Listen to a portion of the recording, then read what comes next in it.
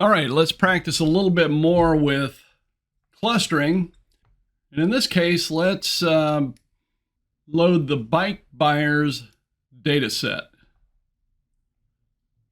So I've downloaded that, have it available here, bike buyers CSV. I'll open it up. I've tested this out already and it will load the data types appropriately for me. So I'm just going to click load. All right, so let's say I want to start evaluating my data. I'm going to build some clusters. Let's create a visualization where we have number of children along the x-axis and age along the y-axis. And of course, I want this to be a scatter.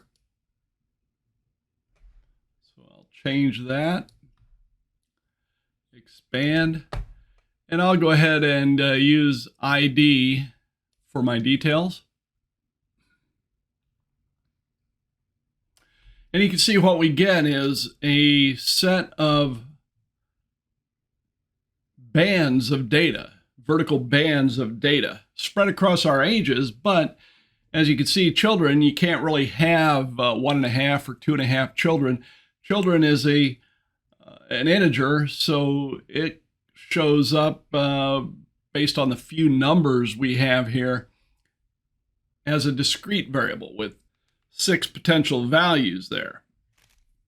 Now, age is also an integer, but because there are more values, it shows up more as a continuous variable when we plot it on a chart like this.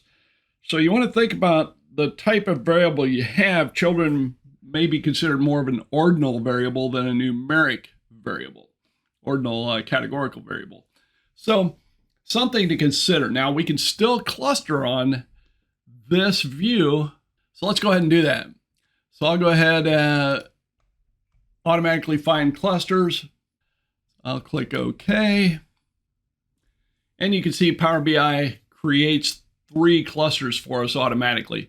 Now it's using an optimization technique that basically uses the data to determine how many clusters, a bottom-up type approach, where it basically lets the data do the talking.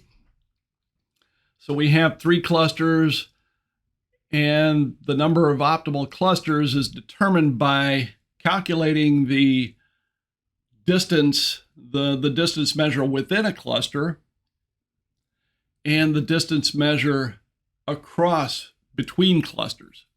The distance between clusters is divided by the distance within clusters. That becomes the primary factor. The bigger that is, the better that particular number of clusters is. And then you continue on with the additional numbers. So Power BI scans through a broad number of clusters from 2 all the way up to 50, maybe more, and comes up with the optimal number. So this is the bottom-up approach, the algorithmic approach to determining how many clusters are optimal. This is the approach you would use if you don't have any kind of theory. Now, we're bike buyers. This is a bike buyers data set. Let's say our company was an e-bike company. So there actually is a theory on new technology, new innovation. So it's called the diffusion of innovation theory. And in that case, they have identified that there are 4 identifiable groups when it comes to consuming new innovations. You've got your early adopters, you've got the early majority, the late majority, and the laggards, those who wait till the end. So if that were the case, I could go to my new clusters that I've just created based on age and children, edit them, and specify that I want 4 clusters. All right.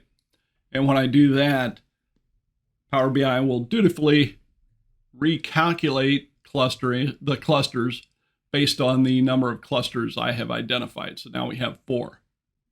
Let's take a look at another combination. Let's say I want to do age and income. So let's do that. Age, income, and we'll turn that into a scatter as well.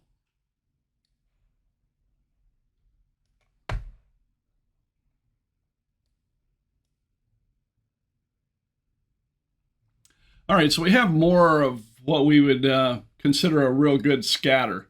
Again, you've got a discrete variable there with age. So now when I ask Power BI to automatically find clusters, it's going to perform that whole process again based on this view. And here I'll call this age income clusters. I probably should rename the other one to make sure I know that I'm doing that one on age children. And you can see we come up with 8 clusters based on the bottom-up approach. Again, we could specify we want a particular number of clusters. And we could say 4 again for our diffusion of innovation approach. And we now have 4 groups that we can start to investigate. Those higher income ones across all ages. We've got lower income younger people. We've got lower income older people. And then we have middle income younger people, which is a way you could describe these just at first glance. So that is a little bit more on clustering in Power BI.